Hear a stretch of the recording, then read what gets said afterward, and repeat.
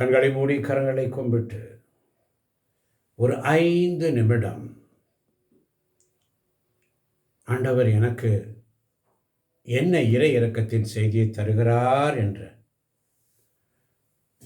நிகழ்ச்சிக்கு கடந்து போவதற்கு முன்பதாக அவருடைய சமத்தில் உண்மையோடும் நேர்மையோடும் ஆண்டவரே நீர் பேசும், அடியேன் கேட்கிறேன். இதுவரை நாங்கள் பேசினோம், எங்கள் ஸ்தோத்திர பலிகளை எடுத்து விட்டோம், இப்படி வார்த்தை வசனங்களை தியானித்திருக்கிறோம். ஆண்டவரே நீர் பேசும், அடியேன் கேட்கிறேன். இயேசு கிறிஸ்துவில் பிரியமான சகோதர சகோதரிகளே, ஒவ்வொரு நாளும் இறை இரக்கத்தின் செய்தி இந்த நிகழ்ச்சியில் சந்திப்பதில் உங்கள் ஒவ்வொருவரையும் வாழ்த்துகிறேன், வணங்குகிறேன். இன்றைய செய்தி, மனிதர் துன்பத்தை தவிர்க்க விரும்புகின்றனர். மனிதர் துன்பத்தை தவிர்க்க விரும்புகின்றனர்.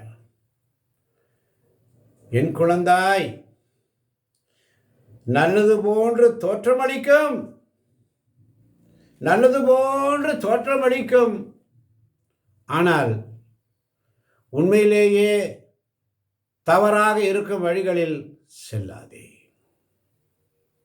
அவை தற்பெருமையும் உலகத்தின் சக்தியும் கொண்ட உலகமயமான வழிகள். என்னோடு தங்கியிரு, என்னோடு நெருங்கியிரு. மற்ற உயர்ந்த பாதைகளை தேடாதபடி எச்சரிக்கையாயிரு. என் குழந்தாய், என்ன அழகா சொல்றார். நல்லது போன்று தோற்றமளிக்கும், ஆனால் உண்மையிலேயே தவறாக இருக்கும் வழிகளில் செல்லாதே. அவை தற்பெருமையும் உலகத்தின் சக்தியும் கொண்ட உலகமயமான வழிகளில் செல்லாதே. நீ என்னோடு நெருங்கி மற்ற உயர்ந்த பாதைகளை தேடாதபடி எச்சரிக்கையாயிரு. எனது நெடிய வழி எது என்பதை நீ கண்டுபிடிக்க முடியும். எனது உண்மையான வழி எது என்பதை நீ கண்டுபிடிக்க முடியும். அது முட்கள் நிறைந்ததும் மனிதர் தவிர்க்க விரும்புவதுமான துன்பங்கள் நிறைந்ததுமாயிருக்கும். ஆண்டவருடைய வழி, அவருடைய நெடிய வழி எப்படி கண்டுபிடிக்க முடியும் என்று சொன்னால், அது முட்கள் நிறைந்ததும் மனிதர் தவிர்க்க விரும்புவதுமான துன்பங்கள் நிறைந்ததும் ஆகும். அதனால்தான் மனிதர்கள் துன்பத்தை தவிர்க்க விரும்புகிறார்கள். அது உலகத்தின் ஞானத்தை தேடாதது. இந்த துன்பங்கள் ஆன்மாவை விண்ணகத்தை நோக்கி உயர்த்தி அதற்காக ஏக்கம் கொள்ள செய்கிறது. என்ன அருமையான வார்த்தை! ஆண்டவருடைய நேரிய வழி, அவருடைய வழி, நானே வழியும் சத்தியமும் ஜீவனாய் இருக்கிறேன், தன் சிலுவையை சுமந்து கொண்டு என்னை பின் செல்ல வேண்டும் என்று சொல்லி கற்பித்த இயேசு, அவருடைய நெடிய வழி எது என்பதை நீ கண்டுபிடிக்க முடியும். அது எப்படி இருக்கும் என்று சொன்னால், முட்கள் நிறைந்ததாய் இருக்கும், மனிதர் தவிர்க்க விரும்புவமான துன்பங்களாய் இருக்கும், துயரங்களும் பாடுகளும் நிறைந்ததாய் இருக்கும். அது உலக ஞானத்தை தேடாத துன்பங்களாய் இருக்கும்.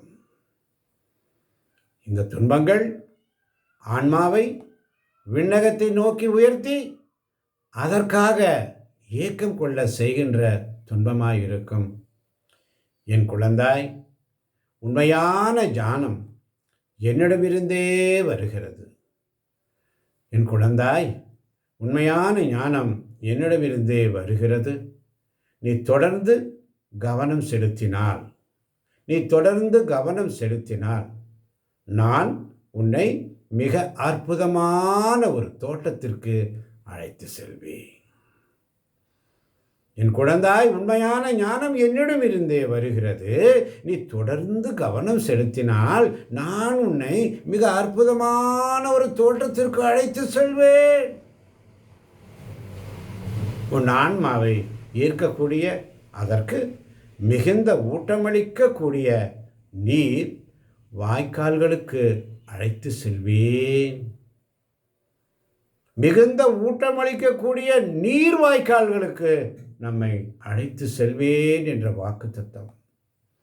அங்கே உனக்கு உண்மையான மகிழ்ச்சி கிடைக்கும். என் மகளே, என் மகனே, உண்மையான ஞானம் ஆண்டவரிடமிருந்தே வருகிறது. தொடர்ந்து கவனம் செலுத்துவோம். அவர் நம்மை அற்புதமான ஒரு தோட்டத்திற்கு அழைத்து செல்வேன். ஏனென்று சொன்னால், மனிதர் தவிர்க்க விரும்புவதமான துன்பங்கள் நிறைந்த வழிதான் அது. எச்சரிக்கையாயிரு. உயர்ந்த பாதைகளை தேடாதபடி எச்சரிக்கையாயிரு. உலக மாயமான வழிகளில் என்னோடு நீ தங்கியிரு, என்னோடு நெருங்கியிரு. நல்லது போன்று தோற்றமளிப்பதில் பின்னாடி போகாதே. உண்மையிலேயே தவறாக இருக்கும் வழிகளில் செல்லாதே. அவை தற்பெருமையும் உலகத்தின் சக்தியும் கொண்ட உலக மாயமான வழிகள். உண்மையான ஞானம் என்னிடமிருந்தே வருகிறது. தொடர்ந்து கவனம் செலுத்தினால் நான் உன்னை மிக அற்புதமான ஒரு தோட்டத்திற்கு அழைத்து செல்வேன் என்ற வாக்கு தத்தத்திற்காய் நன்றி ஆண்டவரே. உன் ஆன்மாவை ஈர்க்கக்கூடிய, அதற்கு மிகுந்த ஊட்டமளிக்கக்கூடிய நீர் வாய்க்கால்களுக்கு, தண்ணீர் நிறைந்த பசுமையான வாய்க்கால்களுக்கு அழைத்து செல்வேன் என்ற உம்முடைய வார்த்தைக்காய் நன்றி ஆண்டவரே.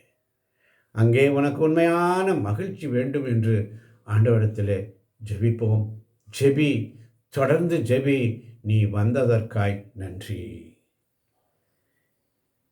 என் ஊழியன் யாக்கோபை முன்னிட்டும், நான் தேர்ந்து கொண்ட இஸ்ரேலின் பொருட்டும் பெயர் சொல்லி உன்னை நான் அழைத்தேன். நீ என்னை அறியாதிருந்தும் உனக்கு பெயரும் புகழும் வழங்கினேன் என்று ஏசாயா 45:4 நீர் எங்களுக்கு சொல்லி தந்தீர் ஆண்டவரே. இதோ ஏசாயா 45:2 நான் உனக்கு முன்னே சென்று குன்றுகளை சமப்படுத்துவேன், செப்பு கதவுகளை உடைத்து இரும்பு தாழ்பாள்களை தகர்ப்பேன் என்று சொன்னீரே. உமக்கு நன்றி ஆண்டவரே. யாக்கோபே, இஸ்ரேலே, இவற்றை நீ நினைவிற்கொள்வாய். நீ என் ஊழியன், நான் உன்னை உருவாக்கினேன். நீதான் என் அடியான், நான் உன்னை மறக்க மாட்டேன் என்று இந்த காலை பொழுதினிலே வாக்கு தத்தத்தை தந்தீரே. உமக்கு ஸ்தோத்திரம் ஆண்டவரே. உன் ஆன்மாவை ஈர்க்கக்கூடிய, அதற்கு மிகுந்த ஊட்டமளிக்கக்கூடிய வாய்க்கால்களுக்கு அழைத்து செல்வேன். இறை வார்த்தைகளை, இறை மன்னாவை இந்த காலை பொழுதிலே தந்தீரே. எங்களுக்கு உண்மையான மகிழ்ச்சி கிடைக்கும்படி செய்தீரே என்ற சிந்தனையோடு, வேண்டுமாய் மனிதர் துன்பத்தை தவிர்க்க விரும்புகின்றனர் என்ற சிந்தையோடு கேட்கப் போகின்ற ஒவ்வொருவரையும் தேவன் தாமே ஆசீர்வதிப்பாராக. மீண்டும் உங்களை அதிகாலை நாளை சந்திக்கும் வரை உங்களிடமிருந்து விடைபெறும் உங்கள் சகோதரன் சேவியர் தேவராஜ் மனோகரன், கோவை மறை மாவட்டம். தேவன் தாமே உங்களை நிறைவாக ஆசீர்வதிப்பாராக. ஆமேன், ஆமேன், ஆமேன்.